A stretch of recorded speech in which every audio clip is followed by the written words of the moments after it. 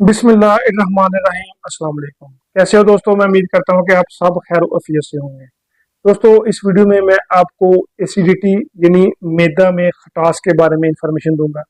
दोस्तों, एसिडिटी जिसे हम एसिड रिफ्लक्स भी कहते हैं या फिर हार्ट बर्न भी कहते हैं।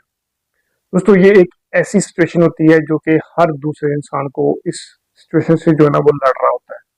दोस्तों, इस वीडियो में मैं आपको एसिड रिफ्लक्स, हार्ट बर्न या फिर एसिडिटी के बारे में डिटेल में इंफॉर्मेशन दूंगा और उसके बारे में सिम्टम के बारे में बताऊंगा और कौन कौन सी रीजन होती है जिसकी वजह से पेशेंट को इस तरह के सिम्टम जो है ना वो देखने में मिलते हैं, ये भी बताऊंगा। और लास्ट में मैं आपको होम्योपैथिक मेडिसिन बताऊंगा जो कि बहुत ही अच्छे तरीके से बिना किसी साइड इफेक्ट के आपको एसिडिटी से, एसिड रिफ्लक्स से या फिर हार्ट बर्न के इशू से जो है ना वो निकालती हैं।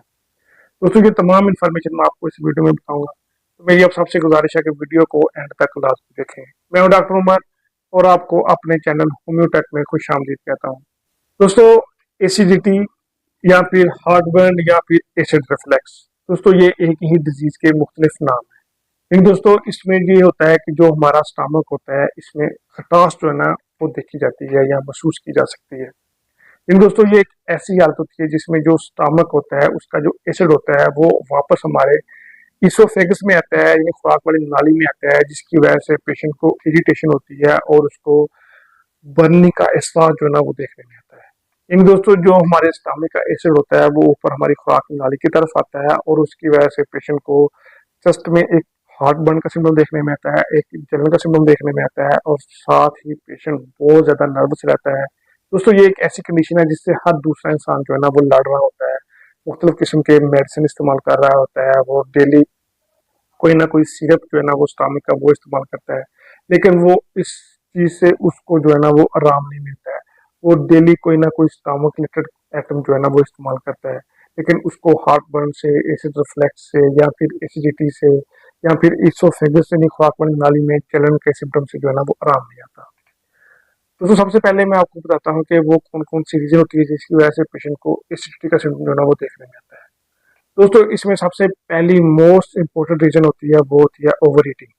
लेकिन दोस्तों, ऐसे लोग जो बहुत ज्यादा खाना खाते हैं तो उसकी वजह से भी पेशेंट को जो स्टमक का एसिड है वो ऊपर इसोफेगस में जो है ना वो आता है, जिसकी वजह से पेशेंट को एसिडिटी का इश्यू जो है ना वो देखने में आता है। और उसके बाद दोस्तों, जो सेकंड रीजन होती है एसिडिटी की वो होती है स्पाइसी फूड। यानी ऐसे लोग जो बहुत ज्यादा मिर्च मसाले और तली वाली चीज, चिकनाई वाली चीजें खाते हैं, तो ऐसे लोगों में भी जो हार्ट बर्न का इशू जो है ना वो देखने में आता है। और दोस्तों, इसके बाद जो थर्ड रीजन होती है वो होती है कैफीन या फिर कार्बोनेटेड ड्रिंक्स। यानी ऐसे लोग जो बहुत ज्यादा चाय का इस्तेमाल करते हैं या फिर बहुत ज्यादा बोतल का इस्तेमाल करते हैं, जो कार्बोनेटेड ड्रिंक वगैरह इस्तेमाल करते हैं, तो ऐसे लोगों में भी ये इशू जो है ना वो देखने में आता है।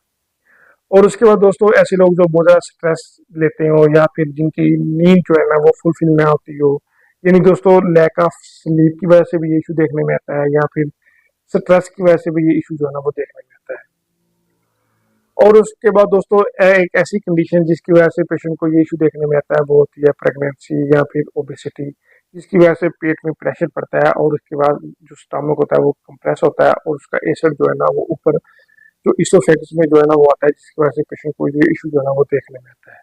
और मैं दोस्तों आपको इसके सिम्टम के बारे में बताता हूँ कि अगर किसी पेशेंट को एसिडिटी का सिम्टम है यानी हार्ट बर्न है या फिर एसिड रिफ्लक्स है तो इसमें पेशेंट को कौन कौन से सिम्टम जो है ना देखने में आते हैं।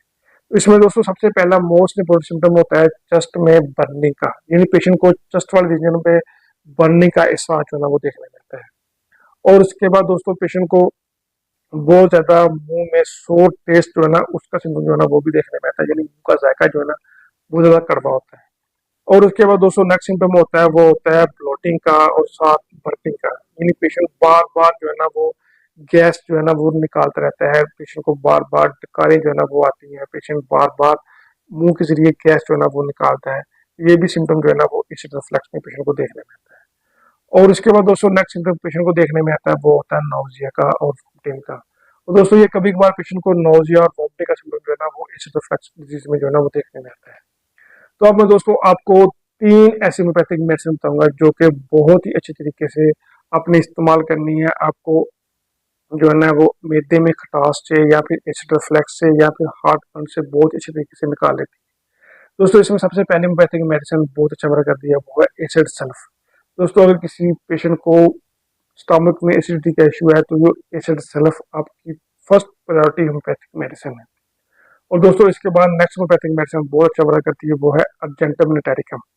दोस्तों अर्जेंटम निटेरिकम बहुत ही अच्छी तरीके से स्टमक में एसिड रिफ्लक्स को कवर अप करती है। और इसके बाद दोस्तों नेक्स्ट होम्योपैथिक मेडिसिन बहुत ही अच्छी तरीके से स्टमक्स में एसिड रिफ्लक्स को खत्म करती है, वो है लाइकोपोडियम। दोस्तों ये तीन होम्योपैथिक मेडिसिन बहुत ही अच्छे तरीके से बिना किसी साइड इफेक्ट के जो है ना वो स्टमक से एसिड रिफ्लक्स को, एसिडिटी को और उसके साथ हार्ट बर्न को खत्म करते हैं।